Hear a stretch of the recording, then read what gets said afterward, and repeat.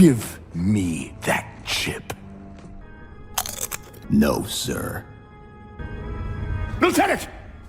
Arrest that man! Captain! Arrest him!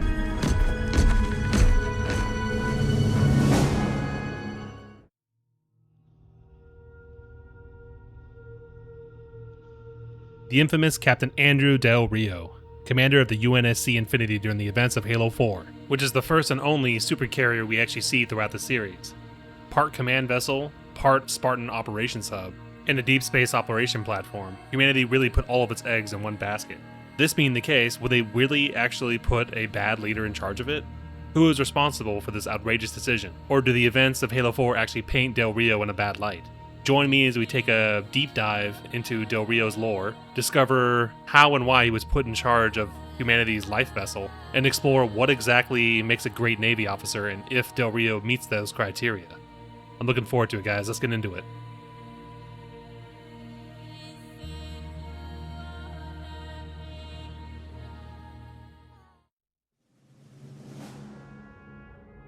So I like to lead these videos off with a little bit of a character backstory, but as far as lore goes, Andrew Del Rio doesn't really have much. Del Rio has no birth date, no homeworld, and no real reason for joining the Navy. All we know is that he has 30 years of naval experience and a reputation for bringing his ships home in one piece. He's described as a relatively easy choice for the captain's seat of the Infinity. Like many of the Navy's finest, his career grew out of the protracted conflict with the Covenant. That's it. No specific battles, no specific ships he served on, no engagements he fought in. None of it's ever named in the games, novels, or the comics. His story actually picks up and becomes somewhat interesting right before the end of the Great War. Del Rio was assigned to lead the military personnel task force whose job it was to maintain, repair, and protect the Infinity during its construction. Because of its secrecy, we can blame Oni for this. He specifically received the assignment because of his status as a seasoned naval line officer and because he could drop off the grid without little trouble. This, of course, being a light code for we've never heard of his name in the lore. During the secret construction of the Infinity, Del Rio served as a project manager. The head of Oni, Margaret Parengoski, noted that Del Rio was more of a manager than a real leader of men. This is probably the most damning thing we ever see in the lore, up until Halo 4. The most powerful intelligence officer in human history saw right through him before he even took command of the ship. She only conceded to making him the captain because Commander Lasky was attached as his executive officer. Lasky was basically Parengoski's insurance policy.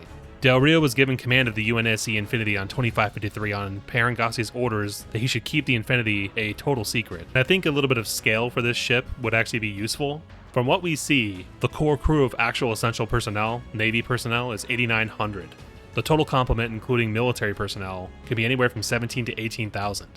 This includes several thousand Marines and ODSTs, hundreds of air wing, including the pilots and mechanics and support, a significant contingent of science and Oni personnel, and Palmer and her Spartan 4s, hundreds of them. This ship is closer to a floating city and research mecca than an actual traditional warship. Del Rio and his crew took the Infinity out on her first space trials in mid-2553. At one point, he turned down a promotion to Admiral, specifically because he wanted to retain the command of the Infinity. This was a bit shocking to learn because I always assumed he was more of a rank chaser, but it seems like he actually valued the prestige of commanding the Infinity, which was the most powerful ship ever built by modern humans, over actually advancing in rank to become a part of the Admiralty. The raid on a UNSC Infinity, Insurrectionist Takeover, January 2553. This event takes place in the comic series Halo Initiation, and it's the most action-packed chapter of Del Rio's career before we see Halo 4 events on Requiem. Members of the New Colonial Alliance, Insurrectionists, had managed to steal the construction plans of the Infinity, which was being built in the Sol Systems Oort cloud. Wanting to take the ship for themselves before the UNSC could use it, the NCA leader, Ilsa Zane, led an attack group in January 2553 to commandeer the ship. They snuck on board disguised as a construction crew and took Captain Andrew Del Rio hostage. On Deck 23, Del Rio was surrounded by an insurrectionist team whose female leader mocked the ship's small crew complement, noting that the classified nature of the project would allow her group an easy victory without alerting any other ships. The insurrectionists escorted the captain to the bridge and took the crew hostage there. The ship's construction AI, Ain, identified the leader but was shut down before she could provide any further information. The crew were taken to the ready room and sealed in. The leader then identified herself as Ilsa Zane and gave orders to begin the takeover, threatening exposure to any resistors to the vacuum of space. Now, for those of you wondering who Ilsa Zane was, I also was wondering. So I looked her up. She's basically the only survivor of a secret prototypical phase of the Spartan 4 program. Although her physical augmentations were technically superior to those of the mainline Spartan 4s that we see in Halo 4, they also made her obviously mentally unstable, resulting in her defection out of the program. The attack was headed by UNSC defector Admiral Matthias Drake and carried out by Zane as his field commander. Del Rio and his XO, Lasky, locked out of the bridge, solved the crisis by shutting down the security systems long enough for the Spartans to retake the ship. More specifically, Lasky contacted Del Rio while Palmer and Davis made their way to the bridge along the exterior hull of the ship. Zane sent henchmen to eliminate the remaining Spartans, but Lasky managed to close a blast door between them. Spartans Palmer and Davis then stormed the bridge, where Zane and Palmer began fighting a one-on-one fight, and Davis took out the rest of the insurgents by himself. During the fight, Del Rio and the bridge crew re-entered the bridge and activated the construction AI, who then opened the bridge's airlock. Palmer finally knocked out Zane and threw her through the containment door and into space. Of course, due to her physical augmentations, Zane survived being vented into space and was later recovered by an unidentified NCA prowler. Upon awakening, she was met by Admiral Matthias Drake. Yeah, this bitch would basically become a recurring antagonist in later Halo media. And of course, she eventually joins the Banish. But back to Del Rio. The aftermath of this, Musa 096 addressed the Admiralty, stating that the Spartans were to thank for exposing Admiral Matthias Drake and his rebel movement, the New Colonial Alliance, as well as for saving the Infinity. The Thursday War, Infinity's real first combat test, 2553. Now this is from Karen Travis's novel Halo, The Thursday War, and it's the only time in the entire canon before Halo 4 where Del Rio is shown doing something actually competent. During an inspection of the ship by Admirals Terrence Hood and Margaret Parangoski, Del Rio pointed out the ship's Huragok, formerly Covenant engineers, working after they had been transplanted from the Trevelyan. During this inspection, Parangoski told Del Rio to choose a top-level AI for the ship. At the request of the Admirals, Del Rio took Infinity into slipspace to aid the Arbiter, Thel Vadam, during the blooding years on Sanghelios, which was the post-war Sangheli conflict. Parangoski deliberately played on Del Rio's nerves as he came into space above Sanghelios.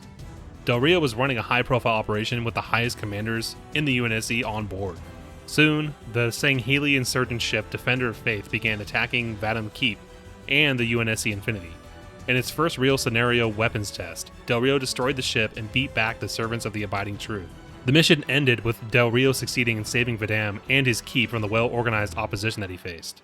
The events of Halo 4, the Battle of Requiem, July 2557.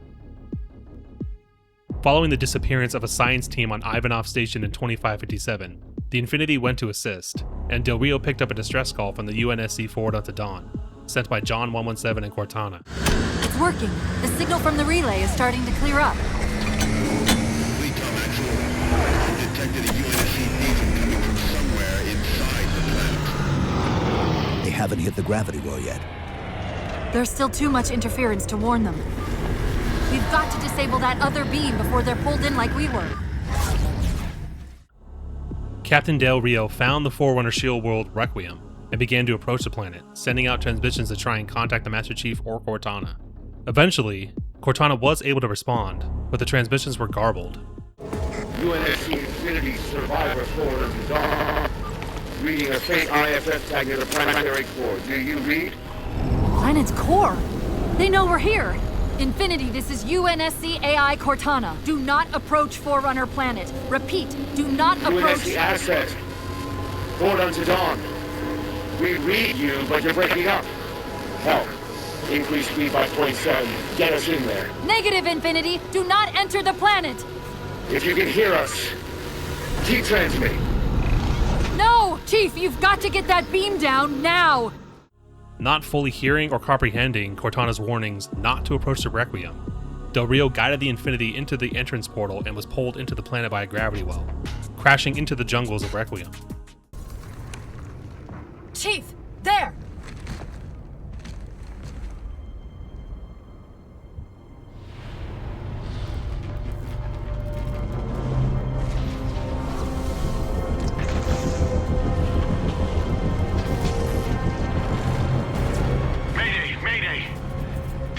Captain of the UNSC Infinity. Unknown entity has seized control of our ship. We're without power. We're on a collision course with an unidentified Forerunner planet.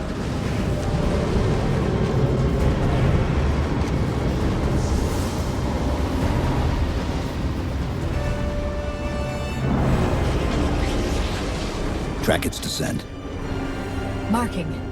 Impact predicted 77.8 kilometers due north. You know where he's heading. Same place we are. After the crash landing, which was not catastrophic, Del Rio sent out his XO, Thomas Lasky, and Commander Sarah Palmer, along with a contingent of Spartan 4s and Marines to try and find the coordinates of the gravity well keeping them pinned. Del Rio believed the Infinity could provide covering fire and defend itself. However, it failed in both. Commander! Radio's hot!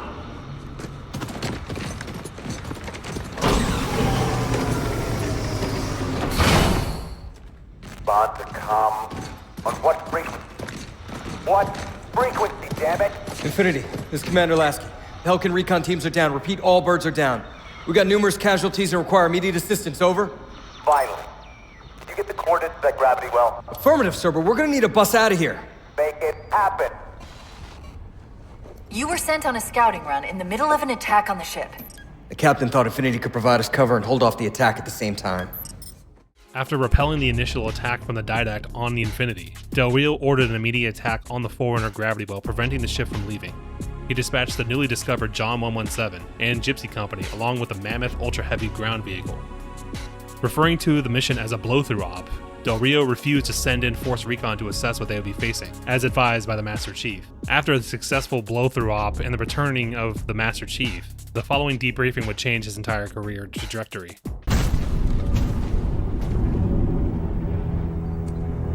Infinity cannot handle that kind of punishment. Not again. This isn't about us or this ship anymore. Sir, we've seen what the Didact is capable of. If we let him leave this world, humanity will be at risk. Look, I understand what you think you saw. Think? With all due respect, sir, I know what I saw. And with all due respect to you, soldier, I'm not willing to jeopardize my ship because of the hallucinations of an aging Spartan and his malfunctioning AI. Sir, what if he's right? Nav, as soon as we know we're airtight, I want a course laid into Caranay Station. Com, prepare a warning beacon.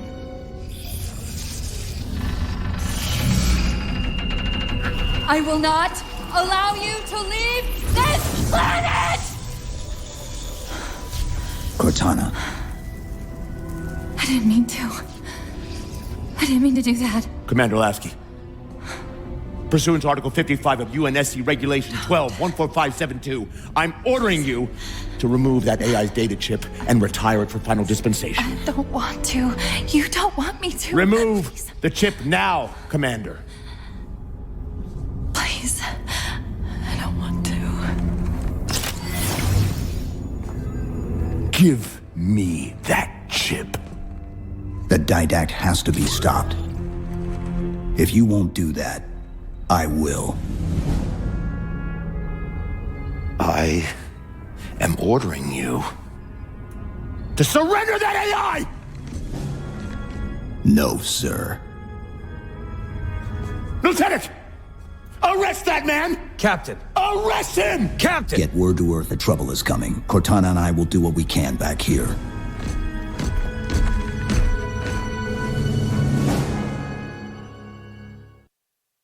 The Master Chief had received visions from the librarian, an ancient forerunner who warned him that the Didact, her actual husband, planned to escape Requiem and obtain a device called the Composure to enslave and eventually assimilate humanity. Del Rio's initial reaction was to dismiss the testimony entirely, believing John and Cortana especially to be delusional. He was then vindicated in his eyes when Cortana's rampancy becomes clear for everyone to see. He then ordered Cortana's data chip to be confiscated and destroyed. The Master Chief, of course, refusing. After disobeying a direct order, Del Rio then demands that Spartan Palmer arrest the much taller Master Chief. Before she can get her head out of her ass, Master Chief leaves, telling Lasky to get word to Earth to shore up their defenses and get ready for the Didact. Del Rio sends his second-in-command, Lasky, to stop him, but of course, Lasky pulls a mutiny and lets him go. You know, I was sent down here with orders to prevent you from leaving. In case you'd already gone, I took the precaution of ordering a Pelican, outfitted for full combat pursuit. hope to God you're wrong about that Forerunner. Or whatever he is, Chief. But in the event you're not.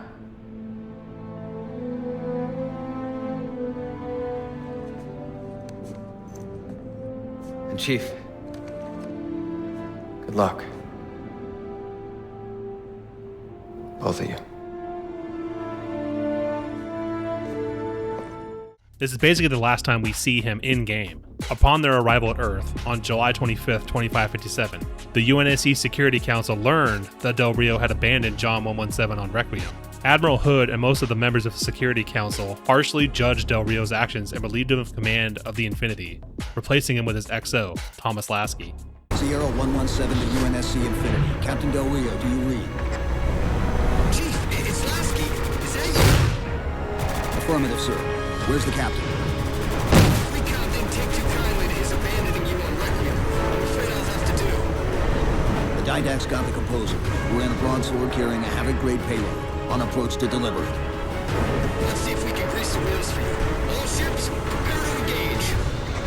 The Didact's subsequent attack on New Phoenix, in which the Composure was used to convert an entire city's population into Prometheans, only worsened Del Rio's standing, since it could have been prevented had he listened to the Master Chief initially. Political career and the Hunt the Truth controversy, 2558, post-Halo 4. Sometime in 2558, Del Rio used his political connections to get himself appointed to the UEG Senate, the UEG being the United Earth Government. He filled the seat of a recently deceased senator. When controversy erupted around the Master Chief's alleged actions during the Biko incident, freshman Senator Andrew Del Rio wasted no time turning it into an anti-Chief campaign. He openly called for the decommissioning of the Spartan II program and the arrest of John 117, denouncing him as a false Spartan and a broken bastardization of a soldier. In contrast, he constantly praised the Spartan 4 program, seeing them as the top-of-the-line soldiers and Spartan 2s as outdated. So, with the entirety of the picture of his lore in mind, is he actually a bad leader? Or is this some kind of misconception that we're seeing because we play as the Master Chief? Well, let's find out.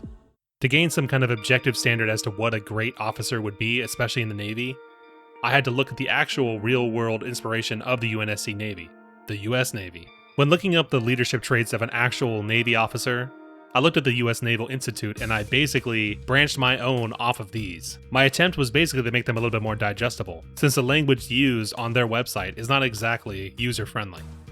I'll list them on screen now, but basically they had honor, courage and self-discipline, pleasure of responsibility, constancy, professional competence, fellowship, appearance and behavior, good nature and goodness, example and spirit of justice, and they actually had a section on the officer's wife as well. From the lore, I actually don't know if he is married. I don't ever see him wearing a wedding ring in the games, but if he was married, I'd definitely love to meet his wife.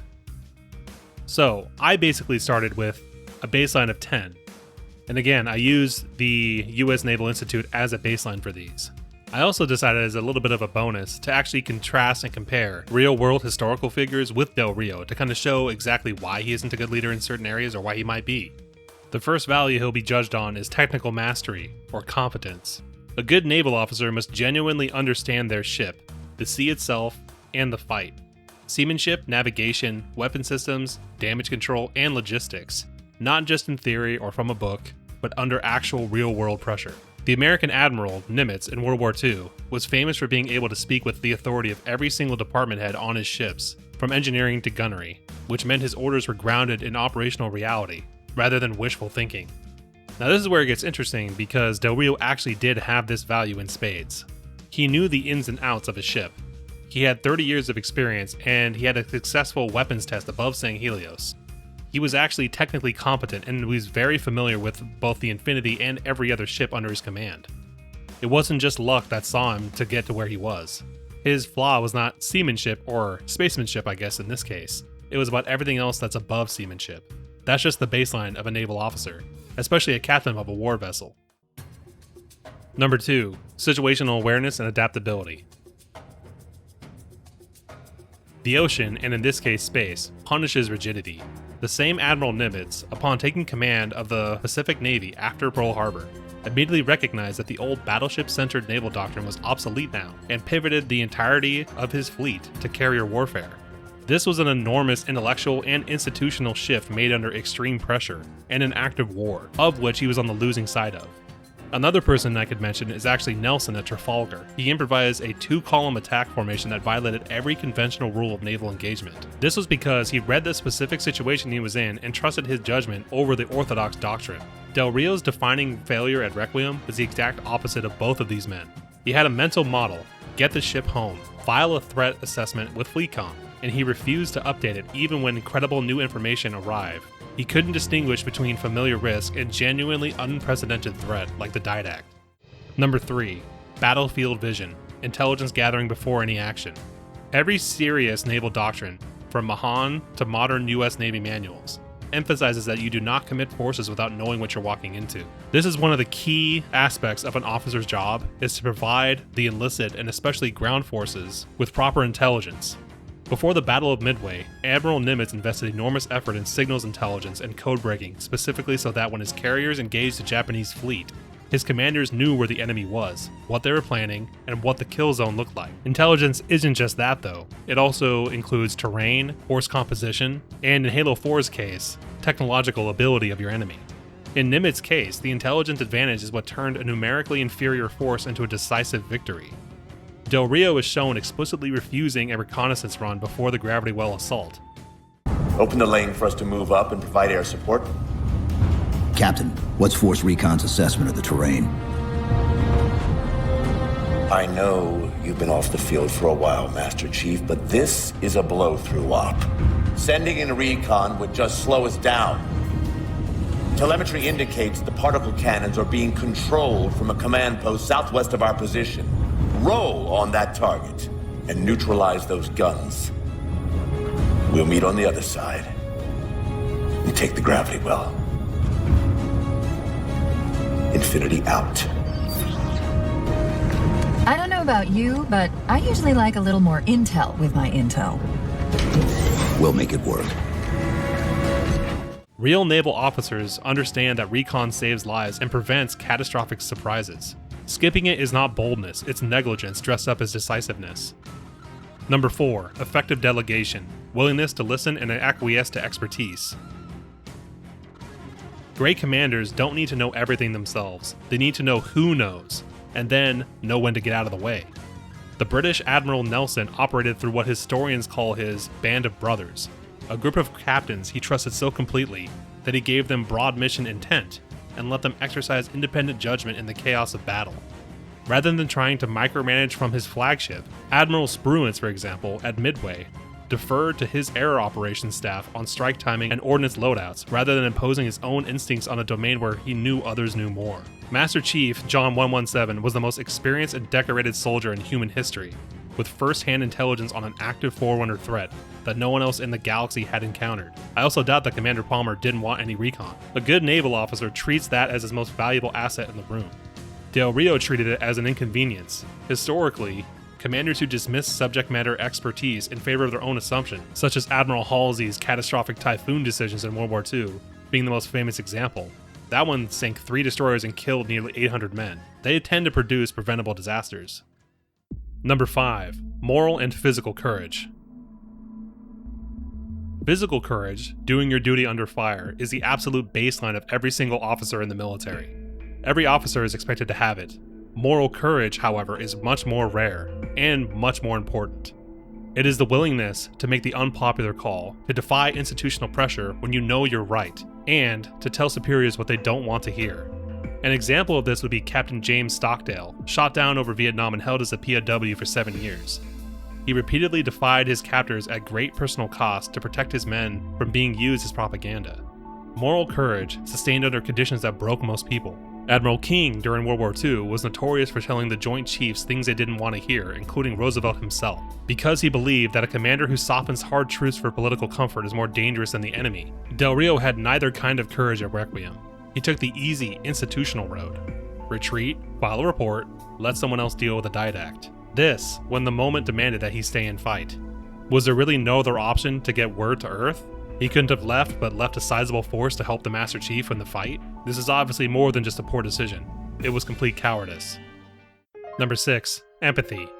Caring for the people under your command. This is where Del Rio is perhaps the most condemned from what we see, especially in Halo 4. When his own XO, Lasky, was stranded in hostile territory after the Infinity's crash on Requiem, Del Rio showed minimal concern, repeatedly just asking for the gravity well coordinates. Great naval commanders are historically defined by their fierce loyalty downward, not just obedience upward. Nelson wrote personal letters to the families of his fallen sailors. Nimitz visited wounded men in hospitals. Ernest King, famously difficult and extremely hard, nonetheless ran himself to exhaustion, ensuring his fleet was supplied, rested, and equipped before he asked them to fight. The principle is simple. Your people will give everything for a leader who demonstrates that their lives matter, that their sacrifices mean something. Nelson's captains, his band of brothers, followed him into suicidal odds at Trafalgar because they knew he would die alongside them, before he would sacrifice them carelessly, which he did in the end. Del Rio's crew obviously just obeys his rank. They would have followed Master Chief off a cliff. Number 7. Composure under pressure. The ability to stay calm, think clearly, and project steadiness when everything is going wrong around you is one of the key defining aspects of being an officer, Navy especially. Panic and chaos, especially from the top, are very contagious, but so is calm. Your people under your command will mirror your emotional state in a crisis, which means the commander's composure is not just a personal virtue, but a force multiplier. Admiral Stockdale described this as the most underrated quality in military leadership. During the Battle of Lake Gulf, Admiral Clifton Sprague found his tiny escort group, Taffy 3, suddenly facing the entire Japanese center force, including the most powerful battleship ever built at the time. Massively outgunned and with no realistic chance of survival, Sprague immediately launched attack after attack, projected total calm over the radio, and turned what should have been a slaughter into one of the most astonishing self-defense actions in naval history. His composure convinced his men that they could fight, and they did. As an officer, especially a naval officer in charge of the most powerful ship in the UNSC, your cortisol levels should never be spiked, at least not visibly. Number 8. Decisiveness. Making the call when it needs to be made, with the information available. Good leaders understand that a timely, imperfect decision usually beats a perfect decision made too late. Admiral Spruance at Midway made his most consequential call, launching his strike craft earlier than doctrine suggested, at extreme range, accepting the risk of planes running out of fuel on return, because he judged the window was closing. It worked. Napoleon's famous dictum applies here as well. A plan executed violently now is better than a perfect plan executed next week. Decisiveness is not recklessness. It is the willingness to commit when commitment is required, even under uncertainty. In Del Rio's case, it seems like the only time he's actually decisive is when he's trying to retreat, or when he's trying to arrest the most famous and mythical man in history. Number 9. Accountability. This basically just means owning your decisions and the consequences most importantly. This means the victories and the failures equally. Admiral Nimitz, after the Battle of Savo Island, where the US Navy suffered one of its worst defeats, explicitly refused to scapegoat his commanders publicly. Instead, he conducted a quiet internal investigation and made corrections without destroying careers unnecessarily. He understood that a culture of accountability works when it is honest and proportionate, not when it is punitive theater. Del Rio is the exact opposite, and he's a textbook failure here. When things went tits up on Requiem, he fled to Earth and let Fleetcom discover the fallout on their own, rather than owning his choices. He could have stood before his superiors and said, "I made the wrong call." Instead, he just ran, and then, years later, worst of all, tried to rehabilitate himself politically by attacking the man who cleaned up his mess, the Master Chief. Number 10. Gravitas, or command presence. This is the quality that makes people want to follow you before you've given a single order. What the military calls command presence, and what everyone else calls aura. It is partly physical bearing, your uniform, awards, how you present yourself to your men and your women under your command, but it's also partly the weight of a well-earned reputation, and the confidence that comes from knowing exactly who you are and what you stand for. Nimitz was described by his subordinates as the kind of man whose calm confidence made you believe, irrationally, that everything was going to be alright. Admiral Nelson himself inspired near religious devotion in his sailors.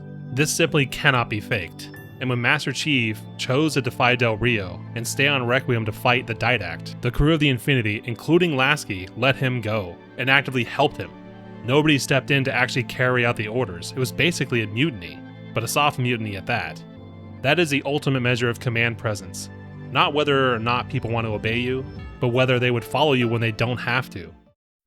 And well guys, we have the answer. Objectively, he's just a bad leader. He's basically only good in one of these aspects. He's actually just a technically competent person from what we've seen in the lore. And of course, Admiral Parangoski knew this already. As I said in the lore section, she saw him as more of a manager than leader of men. That's why she wanted Lasky to be attached as the XO. And this is actually a huge distinction to be made in military theory, that a manager is basically running things in the known, in the system that is well known, well organized, that kind of thing. A leader distinguishes themselves by making decisions under uncertainty, and they inspire people beyond their self-interests.